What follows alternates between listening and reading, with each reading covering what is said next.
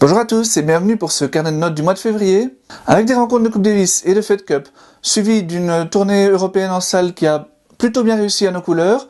Les amateurs de tennis belges ont été gâtés, en tout cas au plus haut niveau, parce que les résultats en ITF et en futur ont été nettement moins emballants. Nos joueurs en fauteuil ont également réussi de très bonnes performances, et les jeunes ont poursuivi sur la lancée de leur super mois de janvier. Je vous détaille ça tout de suite.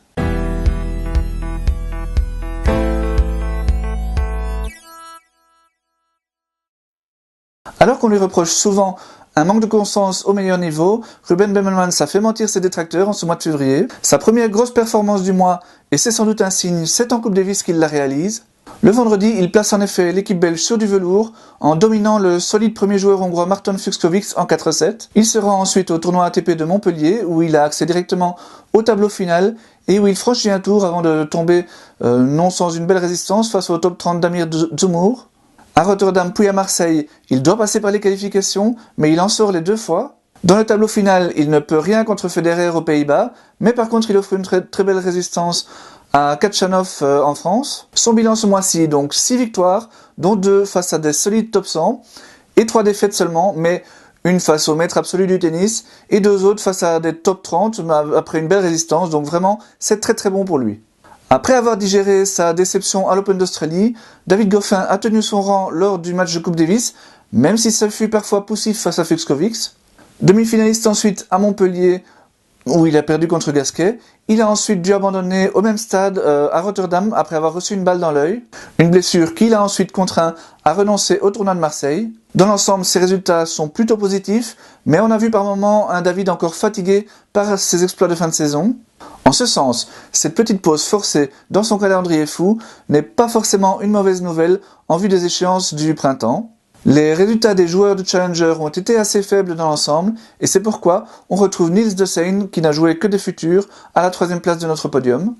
Après 2 résultats assez faibles en 15 000 $, il a réalisé un très beau parcours aux 25 000 $ de Bellevue en Suisse. Il y a atteint la finale en dominant notamment Chris Heyman ou l'ancien 161e mondial Albano Olivetti. Petit à petit, Niels retrouve donc le niveau qui était le sien avant sa blessure. Parmi les joueurs de Challenger, les déceptions ont donc été multiples, mais c'est le cas de Kimmer Coppejans qui inquiète le plus. L'ancien top 100 a refusé une sélection en Coupe Davis pour pouvoir disputer une série de Challenger en Australie puis en Inde, au risque de s'attirer les foudres de Johan van Erck. Et ce choix ne s'est malheureusement pas avéré payant, puisqu'il n'a remporté qu'un seul match en 3 tournois. Kimmer ne semble pas blessé, mais sa crise de confiance commence à vraiment durer et il commence également à plonger au classement. Pourtant, son talent est indéniable et il a clairement les moyens d'évoluer à un bien meilleur niveau.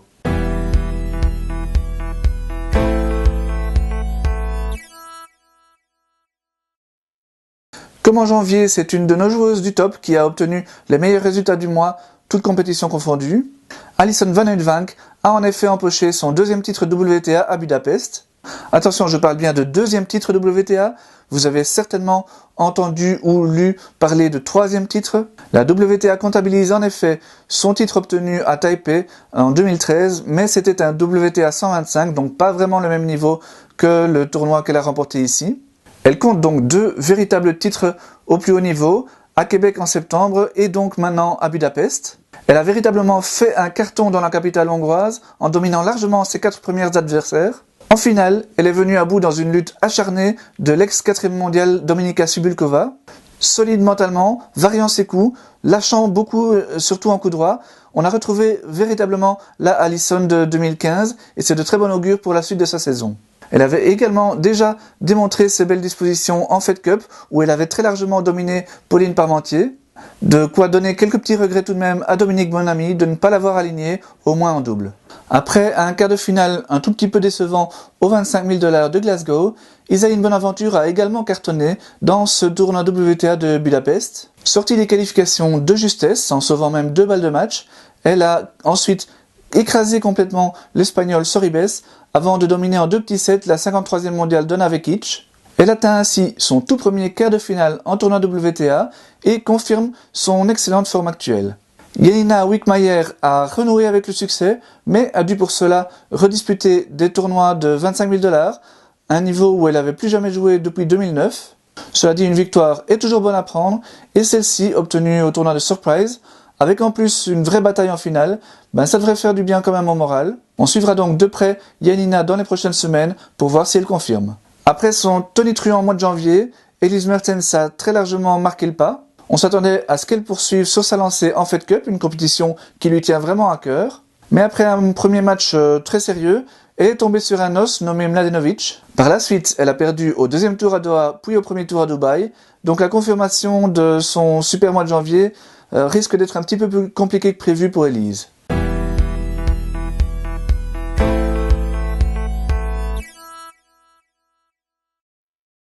Pas de victoire en futur de 15 000 $ côté masculin. C'est la première fois depuis le mois de mai, donc c'est tout de même assez rare. 2 joueurs ont toutefois atteint une finale, dont Yannick Mertens qui a atteint ce stade à Glasgow. En toute fin de mois, il s'est également hissé en demi-finale à Vale de Lobo au Portugal. Avec ces 2 résultats, Yannick remonte un petit peu au classement où il avait un peu chuté ces derniers temps. Avec 25 titres futurs à son actif et une place dans le top 200 il y a 3 ans, Yannick peut tout de même très largement viser plus haut. Germain Gigonon est également bien revenu ce mois-ci. Blessé au talon l'an dernier, le Binchois est resté à l'arrêt pendant 4 mois et ses résultats depuis son retour n'ont pas vraiment été brillants. En 2017, il n'a en effet jamais dépassé un quart de finale et il a chuté jusqu'à la 929e place mondiale le mois dernier. Ces 2 demi-finales obtenues à Sharm el-Sheikh constituent donc un grand bol d'air frais qui vont vraiment lui faire du bien. D'autant qu'il y a signé quelques très belles victoires, dont une face au héros local Mahamoun, 257e mondial. Maximo Thom est le 3e joueur de notre podium et le 2e finaliste en futur du mois. Lui aussi a signé quelques beaux succès, dont 2 face à des top 500, pour arriver à ce stade à Loughborough. Il s'agissait de la seule sortie de Maxime en ce mois de février. Après avoir marqué le mois de janvier par sa première victoire en futur, Zizou Bergs poursuit sur sa lancée et atteint encore une demi-finale à Glasgow. Il sortait des qualifications donc à remporter 5 matchs supplémentaires, ce qui amène son total à 15 et ça méritait bien une petite mention. Par contre, le début de saison de Jeroen van Est est assez décevant. Enfin débarrassé de ses soucis de santé, il a réalisé une très bonne fin de saison 2017. Par contre, depuis janvier, il n'a remporté qu'un seul match en 4 tournois.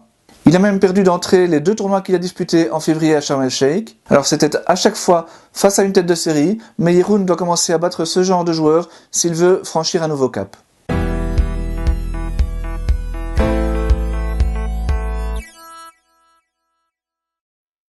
Pas de victoire non plus dans les ITF féminins et une seule finale, c'est celle de Britt Gukens à Sharm el-Sheikh. Sur sa route, la Limbourgeoise a dominé 2 têtes de série, dont une top 500 en quart, le jour même de son 22e anniversaire. Cette finale relance Britt, qui n'avait plus atteint ce stade depuis 1 an et demi, et c'était déjà dans la même cité balnéaire égyptienne. Hélène Skolsen également apprécie le doux climat du pays des pharaons. Elle y a remporté 2 de ses 3 titres ITF, et effectue également fréquemment des tournées à Sharm el-Sheikh. C'est d'ailleurs encore là qu'elle a disputé 3 épreuves en ce mois de février, avec à chaque fois le même résultat, soit une défaite en quart de finale. Hélène espérait sans doute un tout petit peu mieux de cette tournée, mais cette belle régularité lui vaut tout de même la 2e place du podium. Toujours à Sharm el-Sheikh, Gretchen Minen est sortie des qualifications d'une épreuve et n'est pas passée loin au premier tour d'une victoire face à la 219e mondiale. Plus tard dans le mois, elle s'est rendue à Solarino, où elle s'est hissée en quart de finale et n'a baissé pavillon qu'en 3-7 face à l'ancienne top 30 Michaela Krajicek. Elle confirme donc ainsi son bon retour au mois de janvier. Les autres résultats ITF ont vraiment été très faibles. On peut juste noter encore pour Clara Vlassolar un 2e point WTA remporté un mois après le premier. Plus qu'un seul et elle obtiendra son premier classement WTA. Donc c'est vraiment un très joli début de parcours et de carrière pour Clara. Parmi les autres joueuses, Catherine Chantraine a certainement été la moins prolifique. En 3 tournois disputés à Hammamet, elle n'a remporté qu'un seul match. À sa décharge, elle a tout de même à chaque fois rencontré une tête de série.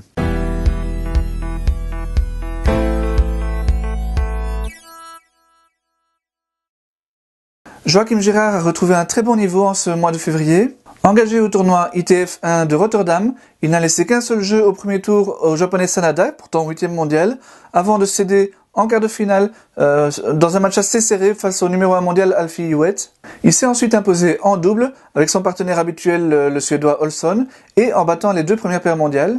La semaine suivante, il s'est rendu à Bolton en Angleterre pour un ITF 2 où il s'est imposé sans perdre un set et a encore atteint la finale du double. Son partenaire n'était autre que le jeune Jeff Van Dorp qui n'en finit plus de progresser. Déjà vainqueur du Masters Junior en janvier, il s'est encore imposé au tournoi de Preston, un ITF 3, la semaine avant d'aller à Bolton. À Bolton, donc, il a atteint la finale en double, je vous le disais, mais il a également atteint la demi-finale en simple en battant le 14e mondial et en offrant une très belle résistance à Joachim.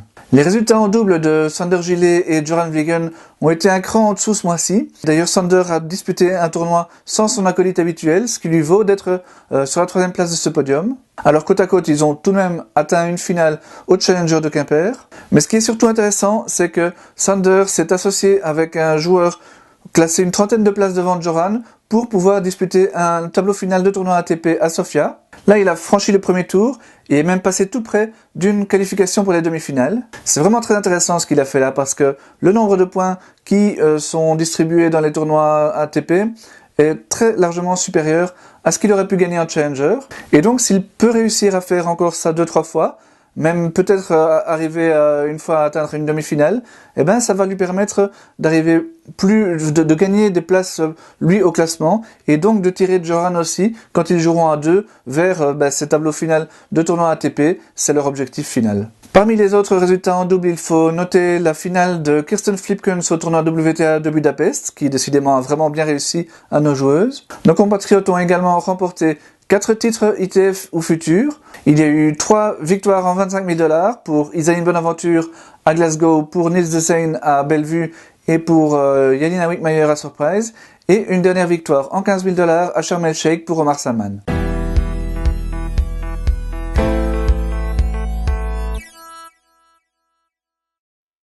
Arnaud Bovy a franchi un cap énorme ce mois de février.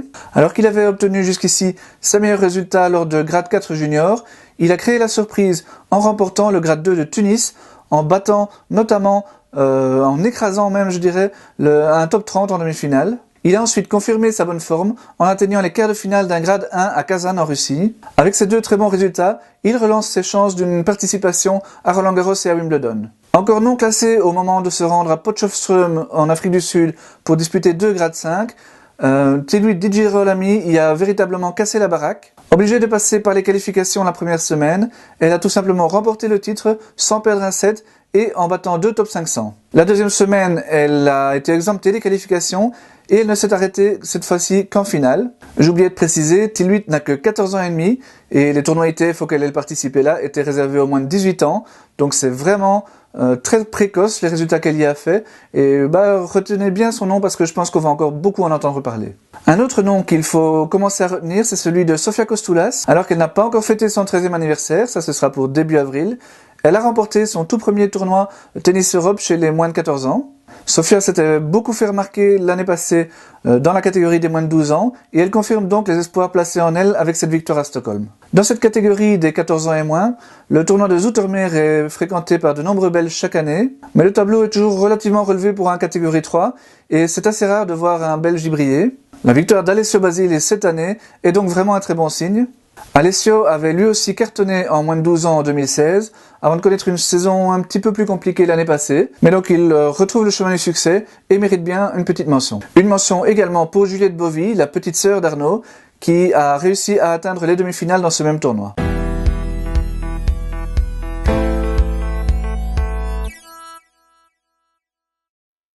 Si Arnaud et Juliette ont brillé ce mois-ci chez les jeunes, Margot Bovy, la grande sœur de la famille, n'a pas encore connu de très bons résultats depuis le début de la saison sur le circuit Pro ITF, mais elle s'est rattrapée sur le Belgian Circuit en remportant le tournoi le plus relevé de ce mois-ci, c'est un 2 étoiles au TC Justine Hénin. Elle ne s'est en plus pas contentée de cette victoire puisqu'elle a aussi remporté un tournoi d'1 étoile au TC Marche. C'est Benjamin Do qui s'est imposé dans le tableau masculin du club de l'ex numéro 1 mondial. Favori du tournoi, Benjamin n'a cédé qu'un set, c'était en demi-finale face à Olaf de Weert. Lui aussi n'avait pas connu de très bons résultats ce mois-ci sur le circuit pro puisqu'il avait perdu en qualification des 2 tournois qu'il a disputés. Anne van de Winkel est une habituée de notre podium jeune puisqu'elle y a figuré plusieurs fois l'année dernière. En remportant à seulement 13 ans son premier titre du Belgian Circuit au 1 étoile de Zevenbergen, elle franchit encore un cap, d'autant qu'elle s'est débarrassée en finale d'une joueuse classée A, Vicky Van de Peer, et ça c'est une première pour elle également.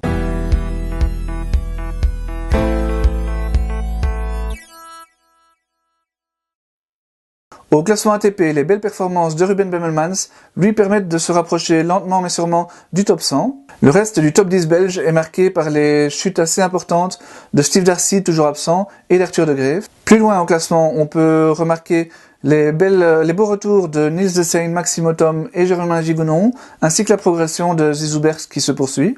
Romain Barbosa, qui devait défendre les points d'une victoire en futur l'an dernier, est le grand perdant de ce mois-ci. Chez les filles, Alison Van Uytvanck fait son grand retour dans le top 50 grâce à sa victoire à Budapest. Après son quart de finale dans le même tournoi, Isaline Bonaventure obtient son meilleur classement et peut désormais tourner le regard vers le top 100. Sans jouer, Tamarine Endler revient dans le top 10 belge, grâce surtout en fait à la descente de Hélène Skolsen qui avait elle aussi une victoire en ITF à défendre. Enfin, Grete Minen continue à dégringoler, mais c'est tout simplement parce qu'elle a perdu les derniers points de 2017.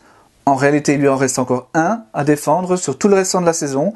Donc, sauf souci de santé, et on croise les doigts évidemment que ça ne lui arrive plus, Grete va certainement remonter très rapidement désormais. Dans nos top joueurs de double, il y a une petite montée de Kirsten Flipkens grâce à sa finale à Budapest et de Isaline Bonaventure grâce à son succès à Glasgow. Chez les garçons, Joran Vliegen rejoint Sander Gillet dans le top 100 et par contre derrière c'est vraiment le vide puisqu'il n'y a pas d'autres joueurs belges classés parmi les 300 premiers à l'ATP. Les beaux résultats d'Arnaud Bovy ce mois-ci lui permettent de grimper de la 5e à la première place belge au classement junior. Il doit encore grappiller malgré tout entre 15 et 20 places pour pouvoir espérer disputer les qualifications de Roland-Garros et de Wimbledon. Le perdant du mois, c'est Thibaut Colson, dont le retour à la compétition est encore postposé et qui chute de la première à la 4e place belge. Chez les filles, il y a assez peu de changements dans le top 5, mais vous voyez que Tilwit Di Girolami vient directement s'installer à la 6e place belge et à la 872e place mondiale, alors qu'il y a 2500 joueuses classées au classement ITF Junior. C'est vraiment très impressionnant. Dans les classements moins 16 et moins 14, il y a vraiment eu très peu de changements, donc je ne les présente pas ce mois-ci. Il faut juste savoir que les résultats au tournoi de Rotterdam et de Stockholm, où il y a eu, je vous l'ai dit tout à l'heure, 2 victoires belges, ne seront pris en compte qu'au prochain classement, et donc les évolutions au classement seront surtout perceptibles lors du carnet de notes du mois de mars. Ceci conclut en tout cas mon carnet de notes du mois de février.